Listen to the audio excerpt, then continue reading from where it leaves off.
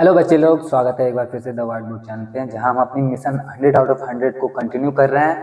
आज का जो वीडियो का टॉपिक है, मेन टॉपिक, वो है हमारे दो चर वाले रैखिक समीकरण का हल करना, या उसी से रिलेटेड जो भी है चैप्टर, उसी से 5 क्वेश्चन पिछले साल आए थे पेपर में, क्वेश्चन पेपर में, और उन्हीं के सॉल्यूशन करने वाले हैं। 60 तक पिछले वीडियो में हल हो चुका है। आज हम 61 से स्टार्ट करेंगे, जो कि टॉपिक का है। तो क्वेश्चन नंबर 61 आपको दिखाई देगा, मैं पढ़ के बताता हूँ। यदि 3x + 4y = 10 और 2x - 2y = 2 हो, तो फिर जो दिया गया है उसमें से हल क्या है बताइए। तो सब लोग सबसे पहले तो प्रश्न लिख लेते हैं। 3x + 4y = 10 और दूसरा इक्वेशन जो है हमारा वो है 2x - 2y = 2। तो अब इन्हें हमें हल करना है। समीकरण हल करने के बहुत सारे अलग अलग तरीके हैं आपकी बुक में, लेकिन यहाँ पे सिंपल तरीका यूज करेंगे। जो इस तरीके से मैं अभी तक जितना भी है ना, सारा का सारा इक्वेशन सॉल्व कर लेता हूँ। तो यही तरीका मैं यहाँ पे करने वाला हूँ। 2 के साथ में आप देख पा रहे हो x क्या है, यहाँ पे 2 के साथ में x है, यहाँ पे 3 के साथ में x है। तो हम ये जो x के साथ वाला 3 है उसका गुणा हम इस समीकरण में कर देते हैं, और इसके साथ जो 2 है इसका गुणा हम इस समीकरण में कर देते हैं। तो पूरे पूरे समीकरण में जब 2 से और पूरे पूरे समीकरण में जब 3 से गुणा करेंगे तो हमें अलग अलग 2 और समीकरण मिलेंगे। तो इन दोनों समीकरण को लिख लेते हैं, यहीं पे लिख लेते हैं।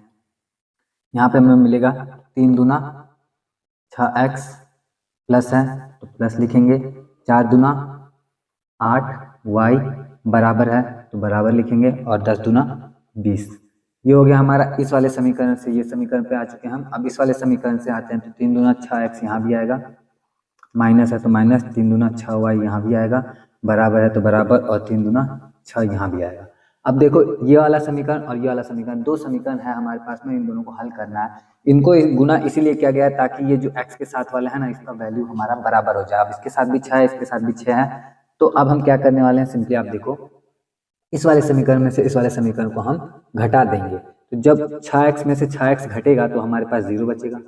अब 8y में से 6y घटेगा तो 2y आएगा, लेकिन 8y में से 6y नहीं घटाना, -6y घटाना है, मतलब माइनस 2 बार हो रहा है। 8y माइनस -6y, तो माइनस माइनस प्लस हो जाएगा, और 8 6 हो जाएगा 14, तो प्लस में 14y बराबर, और 20 में से 6 गया तो 14। तो अब हमारे पास में यहाँ पे है 14y = 14।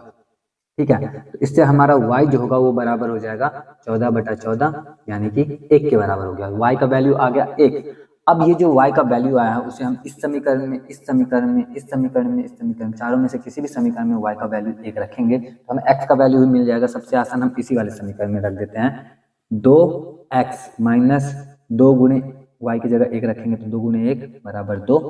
अब 2 माइनस में तो उधर जाके प्लस में हो जाएगा, तो मिलेगा हमें 2x = 2 2 4, और x बराबर मिलेगा हमें 4/2। काटेंगे तो आएगा 2। x का वैल्यू 2 आ गया, y का वैल्यू 1 आ गया, और ये जो है हमारे x का वैल्यू x = 2 और y = 1, ये हमारे ऑप्शन ए में ही है। तो ऑप्शन ए पे हम टिक करेंगे और हमारा ये क्वेश्चन हो गया सॉल्व। आई होप कि आपको अच्छे से समझ में आया होगा। अब बढ़ते हैं आगे अगले क्वेश्चन की तरफ। क्या है अगला क्वेश्चन आपको दिखाई देगा, मैं पढ़ के बताऊंगा। तो क्वेश्चन नंबर 62 जो है वो है रैखिक समीकरण युग्म इतना एवं इतना है। अब यहाँ पे देखो, यहाँ पे सॉल्व नहीं करना है। सॉल्व करने वाले बहुत सारे टैलेंटेड बच्चे होते हैं जो सॉल्व तो आराम से कर लेते हैं, लेकिन जब इस तरह का कुछ आता है तो ये थियोरेटिकल चीज़ है, आपको पता होना चाहिए। पता रहेगा तभी आप बता पाओगे, नहीं तो इसका मतलब समझ में आएगा तो भी आप बता पाओगे। ज़्यादा मुश्किल नहीं है, मैं आपको मतलब समझाता हूँ। यहाँ पे सबसे पहले तो इस क्वेश्चन को लिख लें। 3/2x + 5/3y = 7। दूसरा है हमारा 9x माइनस, इधर लिख लेता हूँ, 9x - 10y = 14। ये दो अलग अलग समीकरण है हमारे पास में। इनके बारे में पूछा गया, ये अविरोधी हैं, विरोधी हैं, आश्रित हैं, या इनमें से कोई नहीं है। चलिए समझते हैं। जब भी आपको कोई दो समीकरण मिले इस रूप में, किस रूप में, a1x + b1y + c1 = 0, और दूसरा समीकरण है हमारा a2x + b2y + c2 = 0। तो इस केस में हमारे पास तीन चीज़ें बनती हैं। तीन चीज़ें क्या क्या बनती हैं? पहली चीज़ कि a1/a2 बराबर होता है b1/b2 के, और ये दोनों बराबर नहीं होते हैं किसके, c1/c2 के। तो ये वाला जो केस होता है इस केस में रेखाएं जो होती हैं वो समांतर होती हैं। ये एक रेखा का समीकरण ये है, दूसरी रेखा का समीकरण ये है। रैखिक समीकरण बोल रहे हैं ना, तो रेखा का समीकरण कह सकते हैं, रेखा के समीकरण को रैखिक समीकरण कहते हैं, लाइनर इक्वेशन कह देते हैं। तो ये समीकरण और ये समीकरण दोनों क्या हैं, समांतर रेखा के समीकरण है। कब, जब a1 बटा a2 बराबर हो जाए b1 बटा b2 के, और बराबर ना हो ये दोनों c1 बटा c2 के, तो ये किस रेखा के समीकरण होंगे, समांतर रेखा के समीकरण। ठीक है, ये याद रखना है। दूसरा सिनेरियो यहाँ पे ये बनता है कि a1 बटा a2 बराबर है हमारा b1 बटा b2 के, और ये भी बराबर है हमारा c1 बटा c2 के। तो जब ये अलग केस आता है ना, ये अलग केस आता है संपाती रेखा के समीकरण पे,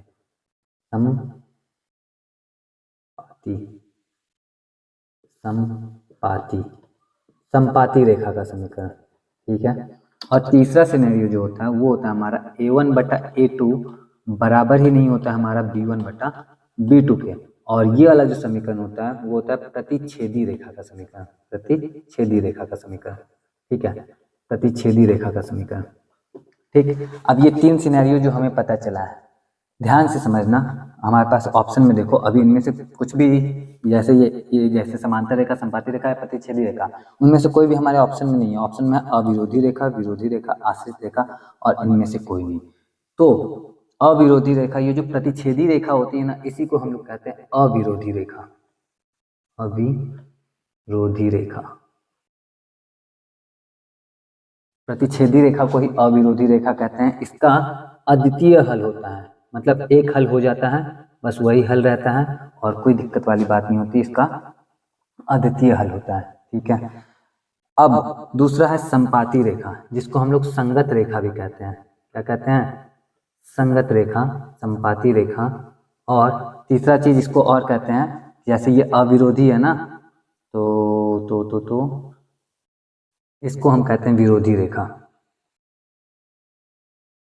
विरोधी रेखा कहते हैं, विरोधी समीकरण कहते हैं, समीकरण युग्म। हाँ, समीकरण युग्म जो है वो है विरोधी, और इसके जो हल होते हैं मेरे ख्याल से इसको विरोधी नहीं कहते हैं, विरोधी कहते हैं समांतर वाले को, इसको संपाती को नहीं कहते हैं। इसके संपाती रेखा के अनेक हल होते हैं, अनेक हल, अनेक हल। संपाती रेखा के अनेक हल होंगे, संपाती समीकरण अगर होता है तो। तीसरा समांतर जो है, इसी को संगत भी कहते हैं, इसी को विरोधी भी कहते हैं, और इसका हल नहीं होता है, इसका हल नहीं, इसका हल आप निकालने की कोशिश करोगे, हल नहीं निकलेगा। तो अब आते हैं इस पे, देखते हैं इसका हल निकल रहा है नहीं निकल रहा है, जो कुछ भी आता है क्या आता है देखो। तो सबसे पहले तो इसको हम सिंपली सॉल्व करने की कोशिश करते हैं, क्या सॉल्व कर सकते हैं इसको। तो इसको हम a1x b1y और c1 बराबर के रूप में बदलते हैं पहले तो ये हो जाता है हमारा 3 तिया 9x प्लस 10y बटा 6 बराबर 7। तो 9x प्लस 10y बराबर 42 होता है हमारे पास में। और यहाँ पे जो दूसरा समीकरण है वो लिया हुआ है 9x माइनस 10y बराबर 10 दिया हुआ है सिंपली। तो अब हम क्या करते हैं, इन दोनों को हल भी कर सकते हैं हम लोग ना, तो चलो हल कर लेते हैं, या फिर एक और चीज़ कर सकते हैं। ये 10 कहाँ से आया भाई, 14 है। तो हम यहाँ पे दो चीज़ कर सकते हैं, या तो इसको हल कर सकते हैं, इसमें से इसको घटा दो, तो जब आप घटाओगे तो 9x में से 9x तो घट जाएगा, बचेगा 0। अब 10x में से ये 10y में से 10y घटाने की बात कर रहे हैं तो 20y बचेगा हमारे पास में, है ना। और तीसरा चीज़ 42 में से 14 घटाओगे तो आ जाएगा आपका 28 आ जाएगा। तो 20y बराबर 28। यहाँ पे भी कुछ गड़बड़ लग रहा है,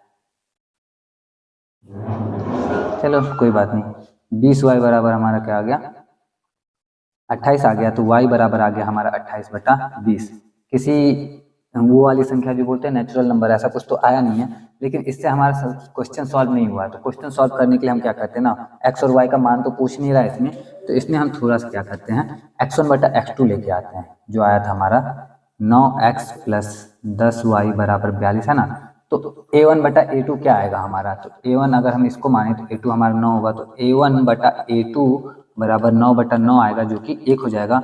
और फिर b1 बटा b2 अगर हम लेते हैं तो हमारा ये -10 है, ये +10 है, -10 + 10 -10 काटेंगे तो हमारा -1 आ जाएगा। और फिर C1/C2 अगर लेते हैं तो उस केस में हमारे पास में 14/42 है, जो कि हो जाएगा 1/3।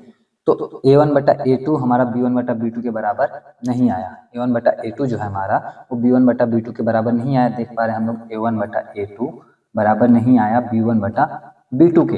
तो अब C1 C2 को देखना ही नहीं है, हम जान गए कि ये दोनों कैसी रेखाएं हैं, प्रतिच्छेदी रेखाएं हैं, अविरोधी रेखाएं हैं, अविरोधी रेखाएं हैं। इसका जो हल है अद्वितीय हल है। हल क्या आया था, तो अभी हमने हल किया था तो कुछ आया था ना, y का वैल्यू जो आया था हमारा कितना आया था 28/20।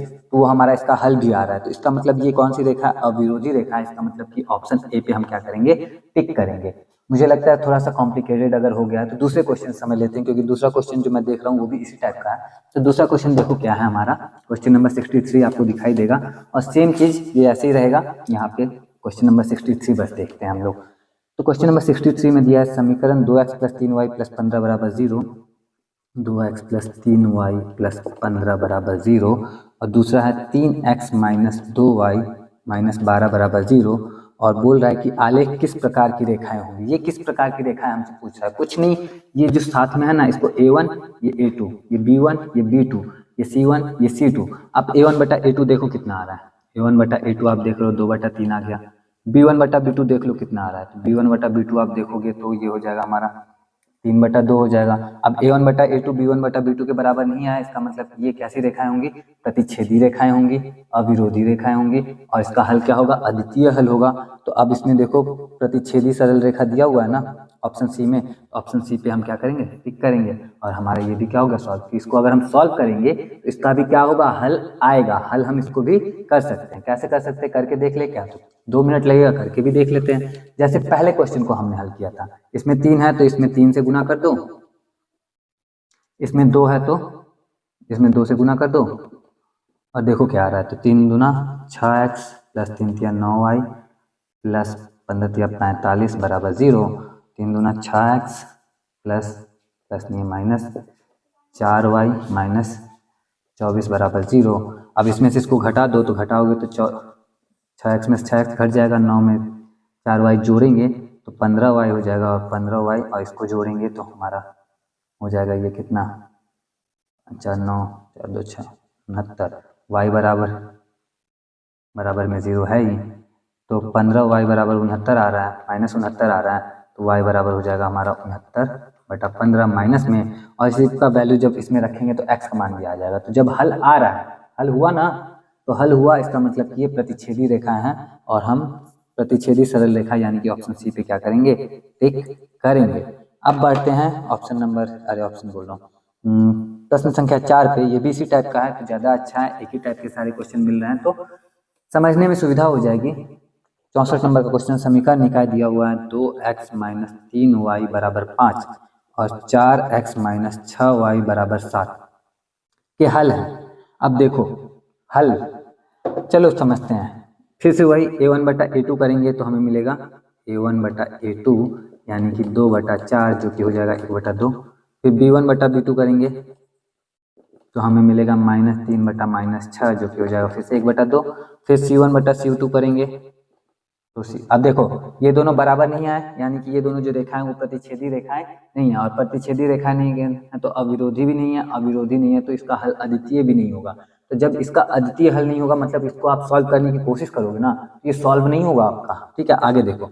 और A1 A2 जब बराबर हो चुका है तो इसका मतलब है कि अगर C1 C2 बराबर हो गया तो ये संपाती रेखा हो जाएगा, तो इसका बहुत सारा हल हो सकता है। और अगर C1 C2 भी इसके बराबर नहीं आया तो ये क्या होगा, समांतर रेखा हो जाएगा, जो कि हो जाएगा क्या हमारा, इसका समांतर रेखा, हाँ, तो समांतर रेखा का फिर कोई हल नहीं आएगा। तो देखें C1 C2 क्या है, तो 5/7 तो ये दोनों बराबर आ जाए। A1/A2 बराबर है B1/B2 के, लेकिन बराबर नहीं है C1/C2 के। इसका मतलब कि ये कौन सी रेखा है, समांतर रेखा है, इसके हल नहीं होंगे। इसको आप हल करने की कोशिश करोगे, हल नहीं होगा। अब देख लिया ऑप्शन में क्या क्या दिया है, इसमें दिया है कोई हल नहीं, यानी कि ऑप्शन बी में दिया है कोई हल नहीं, तो ऑप्शन बी पे हम टिक करेंगे। लेकिन क्या सच में ऐसा हो सकता है कि इसका हल ना हो? तो जैसे हमने पहले क्वेश्चन को हल करके देखा था, एक बार इसको ट्राई कर लेते हैं। अगर हल हो गया इसका मतलब कि हम गलत सीख रहे हैं, और हल नहीं हुआ इसका मतलब हम तो यही सीख रहे हैं ना कि क्यों हल नहीं हो रहा है, क्योंकि ये सिनेरियो जो दिया गया है ये लागू हो रहा है। ठीक है, तो चलो एक बार ध्यान दे देते हैं इस पे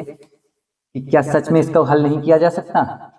देखो वही सिस्टम है, 2 है तो इसमें 4 है, तो एक काम करते हैं इसमें 4 से गुना करते हैं, शुरू में कर देते हैं 4 से गुना करेंगे इसमें और 2 से गुना करेंगे इसमें। देखो क्या आता है, तो 4 दूना 8x माइनस 4 तियाँ 12y बराबर 20।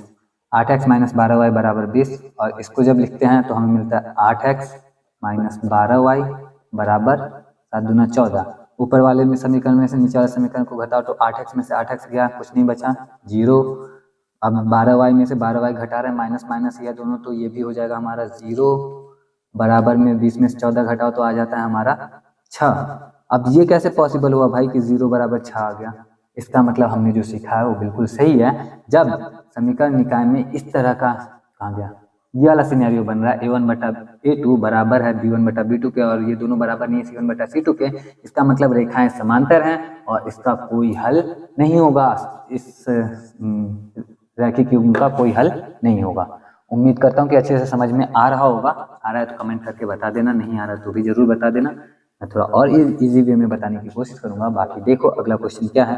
वैसे मेरे ख्याल से तो समझ में आ ही रहा होगा क्योंकि बोर्ड का एग्जाम देने आ रहे हो, देने वाले हो, कुछ टाइम में एग्जाम होने वाला है आपका, अगले महीने ही शायद हो सकता है फरवरी में ही हो जाए एग्जाम। तो ऐसे में मुझे लगता है ये सब तो पढ़ के बैठे होगे, बस थोड़ा सा प्रैक्टिस चल रहा है हमारा स्पीड में। देखो आगे क्या है, लास्ट क्वेश्चन हमारा क्वेश्चन नंबर 65। यदि सरल रेखाएं 4x प्लस पी वाई बराबर 16 है, लिखा है 4x प्लस पी वाई बराबर 16 और दूसरा दिया हुआ है 2x प्लस 9y बराबर 15, ये समांतर है तो p का मान होगा। अब देखो ये रेखा ये दोनों जो रैखिक वो हैं, इन दोनों रैखिक जो है ना ये दोनों रैखिक समीकरण जो है समांतर रेखा के समीकरण है। तो जब ये समांतर रेखा के समीकरण है तो इसके लिए जो है समांतर रेखा देखो कहाँ है हमारा, ये रहा। इसके लिए क्या होगा, a1 बटा a2 बराबर होगा b1 बटा b2 के। तो हम इसमें देखते हैं a1 की जगह पे 4 है, a2 की जगह पे 2 है, तो 4 बटा 2 बराबर होगा b1 की जगह पे p और b2 की जगह पे 9, तो ये p बटा 9 के बराबर होगा। और हम बस p का मान निकालना है। देखो 1 मिनट में मान निकलेगा, ये 2 से 4 को काटो 2 बार में कटेगा, 9 उधर जाके गुना हो जाएगा तो हो जाएगा p बराबर 2 गुने 9 जो कि आ जाएगा हमारा 18। अब 18 देखिए हमारे कौन से ऑप्शन में है, 18 हमारे ऑप्शन सी में, तो ऑप्शन सी पे हम टिक करेंगे। अब यहाँ पे बच्चे ने -3 पे टिक किया है, समझ रहे हो ना, बच्चे ने -3 पे क्यों टिक किया होगा, नहीं आ रहा होगा, गलत हो गया होगा, कैलकुलेशन मिस्टेक, लेकिन आपको अच्छे से आ रहा है तो आप अच्छे से इस तरह के क्वेश्चन को करना।